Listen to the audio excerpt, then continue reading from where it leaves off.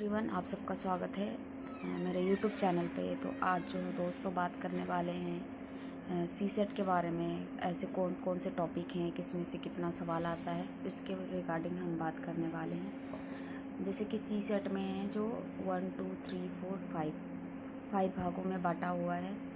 कौन कौन से चैप्टर से क्या क्या सब प्रश्न आते हैं उन पे हम बात करने वाले हैं। मैथ्स, रीजनिंग, गद्यांश, डाटा इंटरप्रिटेशन और डाटा सिफिशिएंसी। तो DI में है चार चैप्टर हैं, जिसमें से line graph, table, bar graph और पाई चार्ट। और इसमें से 6 या 7 क्वेश्चन आते हैं डाटा DS से। मैथ्स की बातें करें तो मैथ्स में आते हैं नंबर सिस्टम, लघुत्तम, महत्तम और एज प्रॉब्लम, परसेंटेज और प्रॉफिट लॉस और औसत और अनुपात और समानुपात और साझेदारी और समय और कार्य, समय और दूरी और टंकी पाइप। ये सारी चीज़ें में आते हैं और कितने प्रश्न आते हैं वो हम बाद में बताएंगे आपको। पहले हम एक्सप्लेन कर लेते हैं इनको। और प्रॉब्लम एंड बेस्ड ट्रेन पर आधारित प्रश्न आते हैं और नाव पर आधारित प्रश्न आते हैं, दौर पे प्रश्न आते हैं, क्रमचय और संचय पे प्रश्न आते हैं, प्रोबेबिलिटी पे प्रश्न आते हैं और क्षेत्रफल, आयतन, सरल व्यास और चक्रवृद्धि व्यास, इन सब पे प्रश्न आते हैं। कितने प्रश्न आते हैं मैं वो आपको बाद में एक्सप्लेन करूँगी। पहले हम देख लेते हैं रीजनिंग में कौन कौन से टॉपिक आते हैं। सामान्य बौद्धिक क्षमता, लॉजिकल रीजनिंग, एनालिटिकल और नॉन वर्बल। चित्र पर आधारित ये प्रश्न होता है। डाइश, जिसे हिंदी में हम पासा कहते हैं, डायग्राम, सीरीज और काउंटिंग ऑफ फिगर और घन मीन्स क्यूब और पेपर कटिंग पे प्रश्न आते हैं। तो बताएंगे आपको कितने कितने प्रश्न आते हैं। बने रहिए चैनल के साथ और सब्सक्राइब कर दीजिएगा मेरे चैनल को। पूरी वीडियो देखने की कोशिश कीजिएगा। ये जो एनालिटिकल है ये सबसे कठिन, इससे कठिन प्रश्न पूछा जाता है। ये जो पहले वाले प्रश्न होते हैं, puzzle test, sitting arrangement, blood relationship और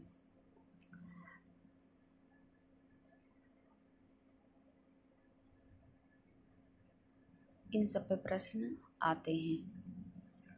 और समान बौद्धिक क्षमता के बारे में बात करते हैं तो ये जो ग्रुप B है, स्टेटमेंट एंड निष्कर्ष, कथन और निष्कर्ष के प्रश्न आते हैं, धारणा के प्रश्न आते हैं, तर्क के प्रश्न आते हैं, एक्शन के प्रश्न आते हैं, कार्रवाई के प्रश्न आते हैं, न्याय, वाक्य, न्याय, नियम के प्रश्न आते हैं। और हम बात करने वाले हैं जनरल मेंटल एबिलिटी, जिसे हम शॉर्ट फॉर्म में GMA कहते हैं। ये कैलेंडर नाम का एक टॉपिक होता है और घड़ी। ये दोनों जो हैं मैथ्स में भी पूछा जाता है और रीजनिंग में भी पूछा जाता है।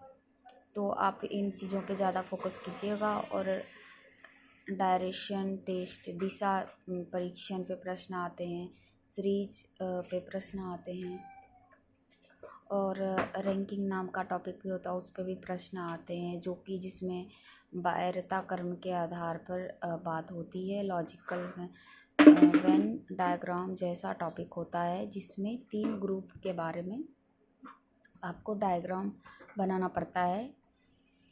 अर्थमेटिक जैसा टॉपिक है। रीजनिंग बड़ी कठिन टॉपिक होता है, बट सीक्वेंस पर आधारित प्रश्न आते हैं, मिसिंग टर्म पर सवाल आते हैं, कुछ डायग्राम पर नंबर गायब दिए जाते हैं, उस पर प्रश्न आते हैं, अल्फ़ाबेट पर प्रश्न आते हैं, अक्षरों पर प्रश्न आते हैं, कोडिंग डिकोडिंग पर प्रश्न आते हैं और एनालॉजी की पर प्रश्न आते हैं। क्लासिफिकेशन पर प्रश्न आते हैं। सी सेट में कितने प्रश्न आते हैं, जैसे कि मैथ्स में 4 से 30 क्वेश्चन आते हैं पिछले 4 सालों की जब आप बात करते हो तो इतने प्रश्न आते हैं। रीजनिंग में 25 से 35 प्रश्न आते हैं, पिछले 4 सालों को आप देख सकते हैं। और गद्यांश में आते हैं 26 से 32 और DI में प्रश्न 0 से लेके 12 तक आते हैं। कभी पूछते हैं कभी नहीं पूछते हैं, बट फिर भी पढ़ना पड़ता है, जिसमें से हमने आपको बताया था।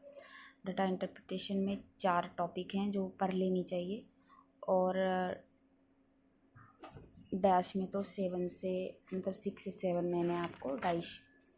मैंने बताया था। यहाँ पे आप देख सकते हैं 6 से 7 प्रश्न आते हैं। और साझेदारी में कितने प्रश्न आते हैं, ये 2024 में एक प्रश्न पूछे गए थे और 2017 में